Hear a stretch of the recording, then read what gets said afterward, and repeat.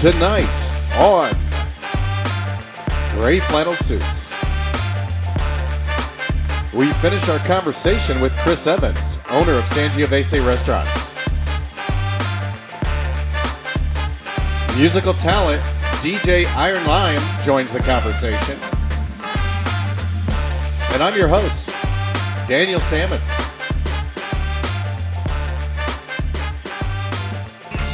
All right, here we go. Ripped from the headlines. This is DJ Iron Lion against infamous Chris Evans of Sangiovese. And here's the deal. Here's how this works. I'm going to read 3 headlines. You both are going to choose one in which you think is the true headline and which one is fake news. Okay? And I'm going to keep score. Anything that starts with Florida man, I'm going to say true. Say true. Okay? I figured you might say that, and that's why we don't have any of Florida man in this. But, all right, number 1, here we go. Since Valentine's Day was just around the corner, here are the headlines. A Valentine's Day, the Bronx Zoo lets you name a roach after your sweetheart. That's the first headline. Name a roach. Yes. For Valentine's Day, the Bronx Zoo lets you name a roach after your sweetheart. That's the first headline. That's disgusting. It is. Here's the next 2. Man eats his way out of a 5-ton factory vat of nacho cheese while cleaning the container. Oh, my goodness. That sounds like a Super Bowl issue, actually. Number 3. Lady in Walmart goes to the bathroom thinking she has a stomach cramp and gives birth to a baby boy on the toilet, not knowing she was even pregnant. Walmart, baby. I got to say what it was. Walmart, baby. Okay, Joseph's with Walmart, baby. Yeah, I got to go with the Bronx Zoo or the Bronx Zoo. The Bronx Zoo, the Valentine's Day roach.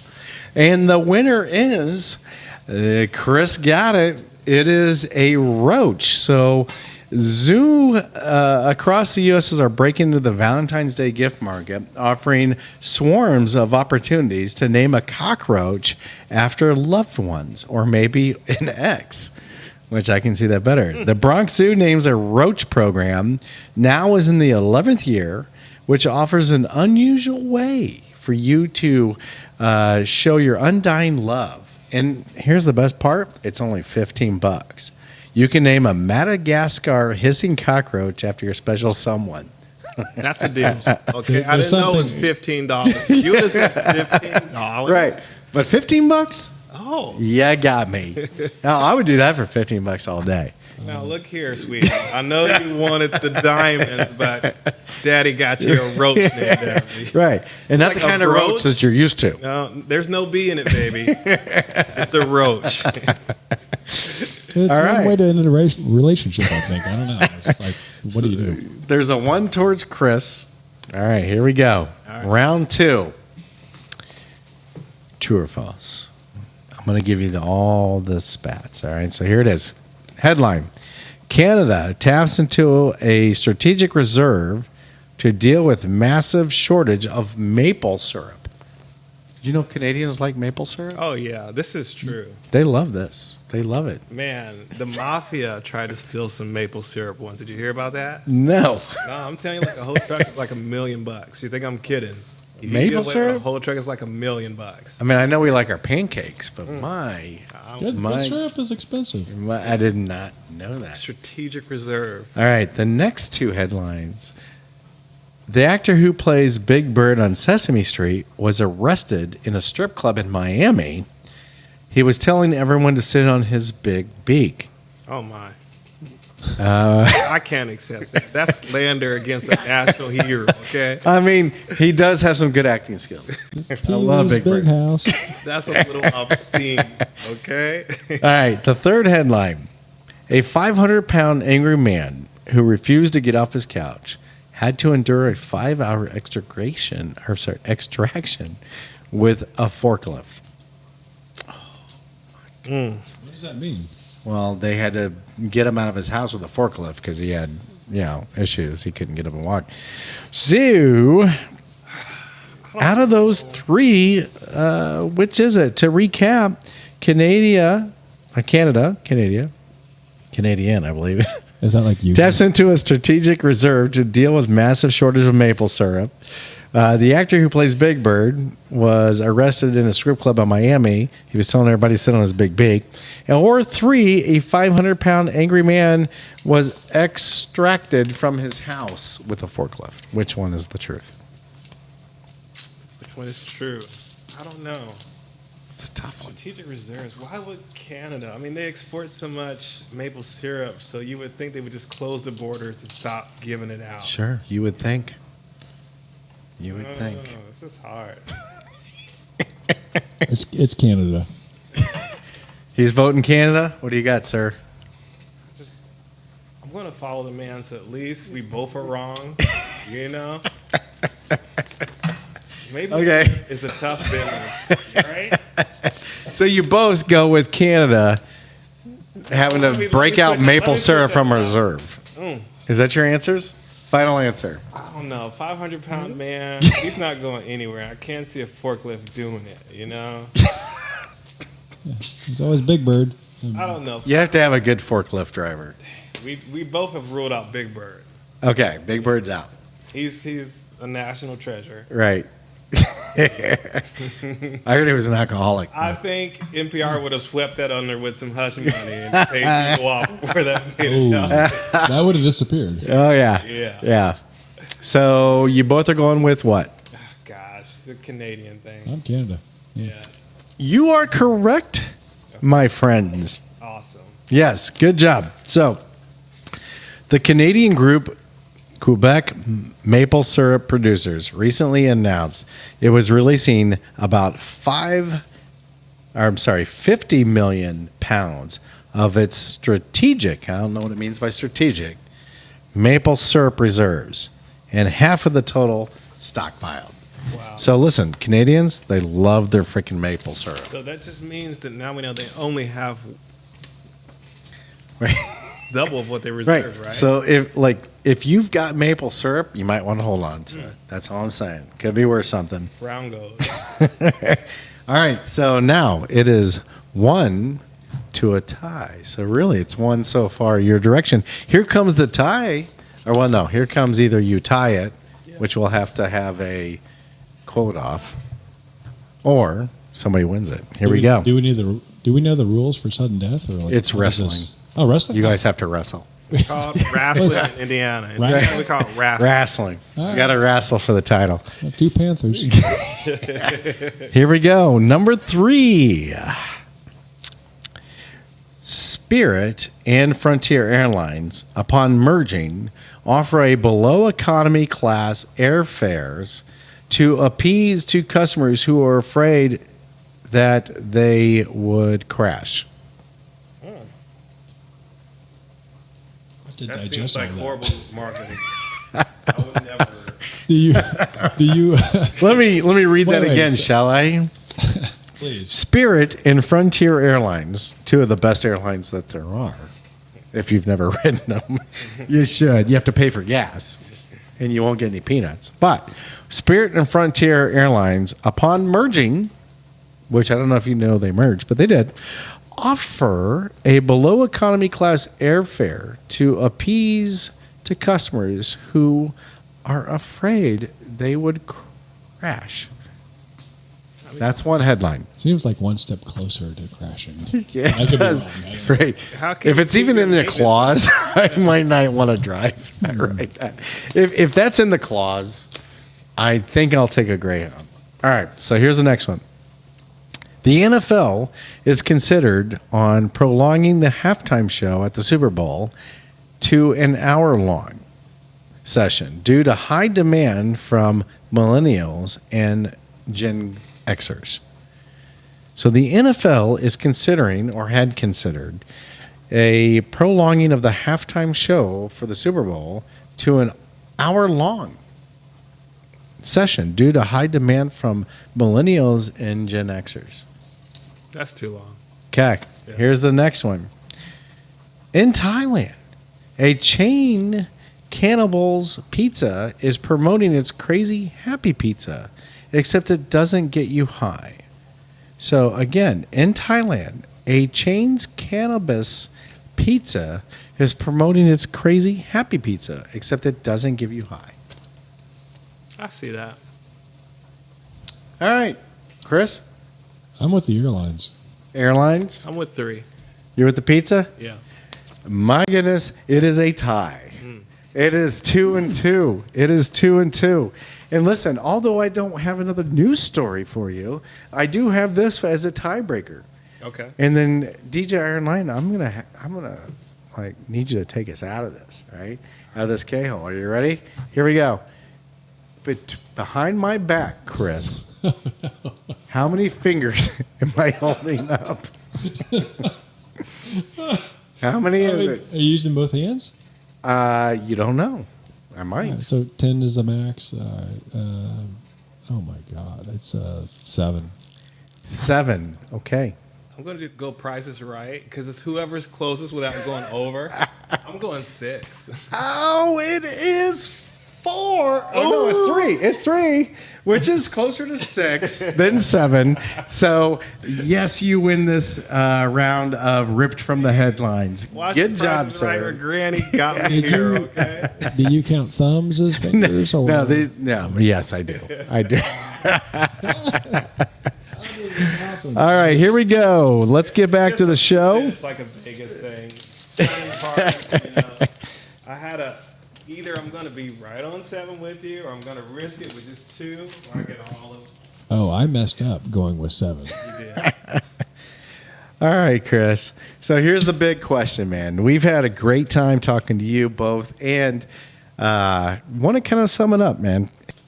Chris, somebody that's looking to start a restaurant, besides telling them don't, which I know you were thinking. It's a funny story to this. And we want to hear that. Go ahead. What's the story? So I saw you at a wedding. at Yes, we did. And you were very enthusiastic and excited and telling me that you wanted to open a restaurant. I poo-pooed that, and I said, You did. You've been very successful in doing what you're doing. You should just keep doing that. Yeah. Because so many people go into restaurants and it doesn't work. Yeah. High failure rate. You would be successful at anything you do. Yeah. I poo-pooed it really quick, and my wife kicked me and said how rude I was. He also threw my drink out of my hand. For those that don't know, he's like, "No, not you." And I remember, Earlier, did it really happen? but I always remember one guy. He had invested in, I knew, successful. Had invested in several restaurants. He goes, "The best thing I've learned, if you're doing great at what you're doing," he goes, "just go to that new restaurant that wants you to invest, give them $25,000, and just say, every time I come in, I want that table." And I'll feel like the owner. Because, a lot of people, it doesn't work out, investors and so forth. But it's, I kicked myself after leaving that night. I was like, I was really rude. No, who cares about that, right? Like, I don't think about that. I don't lose sleep over it. But I think you've done okay. Yeah, my big question though is if somebody is serious, right? Maybe they come from a culinary background. They're worried because Indianapolis is a finicky market. Yeah. Right? It is very finicky. If you could give them any advice, maybe it's 1 or 2 things, what would that be? Work from the bottom up. Learn every position. Learn what, certainly learn how to make good food. Go to culinary school if you can. The reality is it's a business. Numbers don't lie. Your P&Ls don't lie.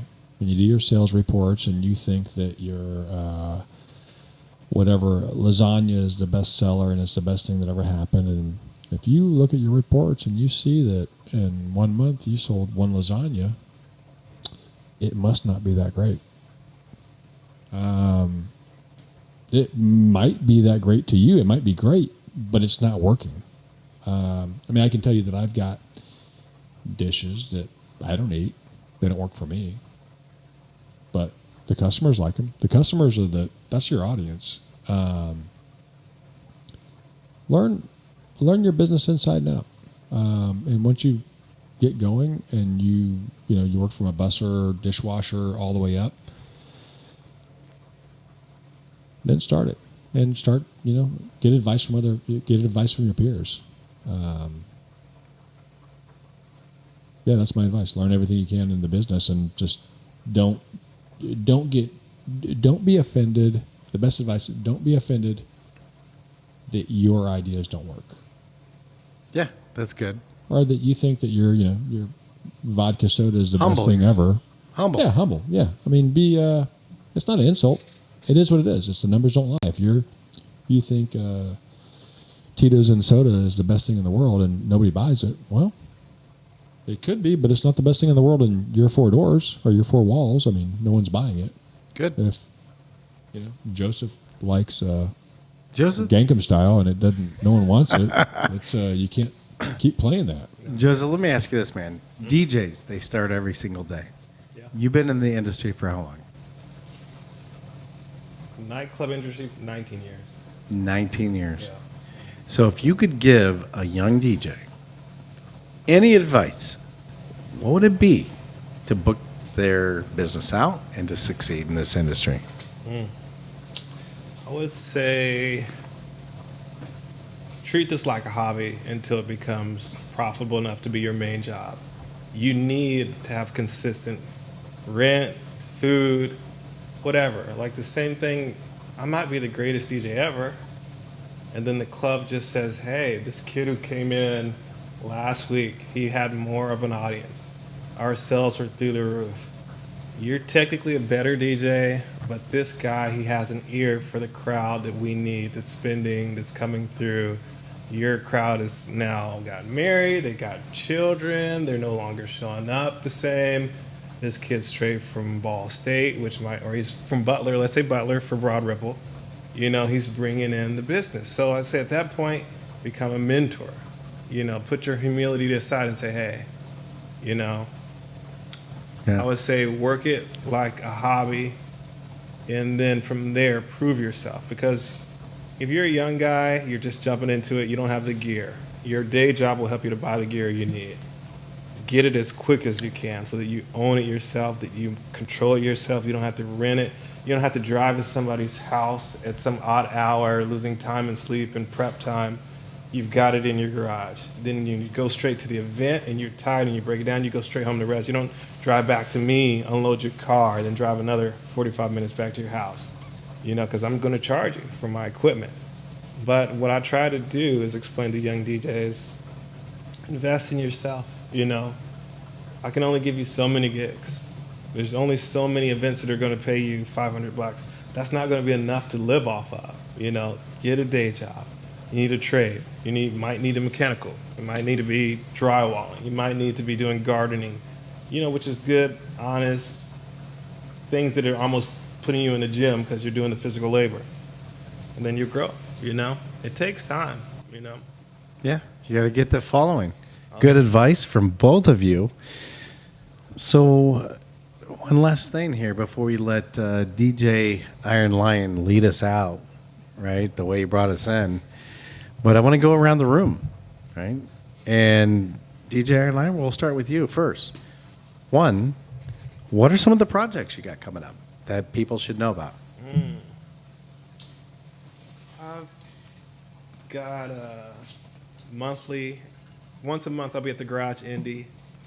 Okay. Is that the Bottle Works? Yeah, Bottle Works. Nice.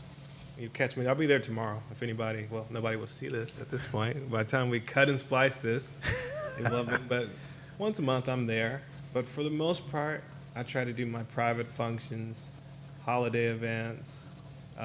We like to do something called Summer Jam in Fountain Square, where we basically rent out the actual corner of Fountain Square and we drop a sound system, lights. It's just a free concert we consciously play music where small children can be there until the late night.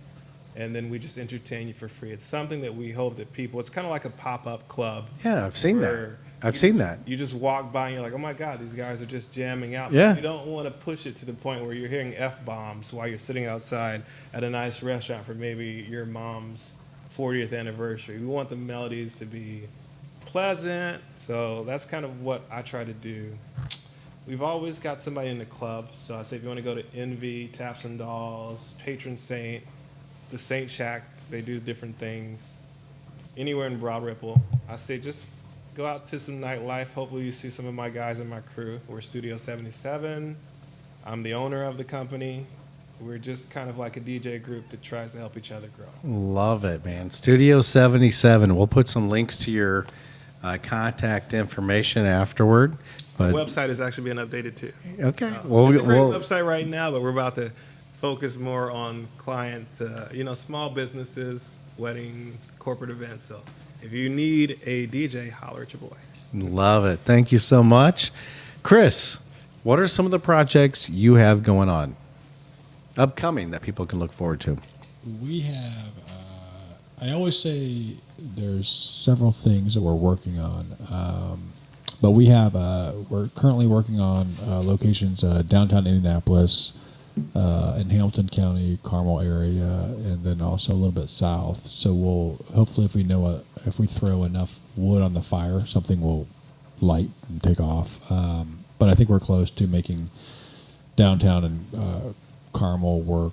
Carmel would probably be around 23, 24 because these things take a little while. But I'm excited about growing, and they're going to be a little bit different than Sangiovese. They're going to be spin-offs, but they're going to be. The thought is one will be a little bit more casual. It'll be a little bit more appealing to the 30-something crowd. One will be a little bit more high-end, almost like the way we treat high-end steakhouses, where it's over the top, and it's but we will appeal to a certain a portion of society that wants that. And I think it'll be fun. It'll be creative. Different designs. Obviously, the both Sangioveses have different designs because I get bored with things and just. And I like design, but I think it's just so we've got a few other locations in the works. Hopefully, by the time this is aired, maybe we'll be that much closer and we'll have a lease signed. But it's but just looking forward to growing what we do, and being who we are, and being surrounded by great people. It's awesome, man. Yeah. And we'll also put your contact information that you want to. If somebody wants to book a private party at one of your restaurants. That'd be great. But we are very excited. Thank you both so much for being a part of Gray Flannel Suits. We look forward to all your success. And, anything we can do to help you out, let us know. But thank you so much for being here. Dan, thank you. Thank you for just your energy tonight, man. You were sharing it with us, and this was a great setup. I can tell that you guys really work and care about your space, and it's just nice to be able to look at what you live in every day and turn this into a small studio. So I've enjoyed being here. Well, do you mind taking us out on that note then? Sure.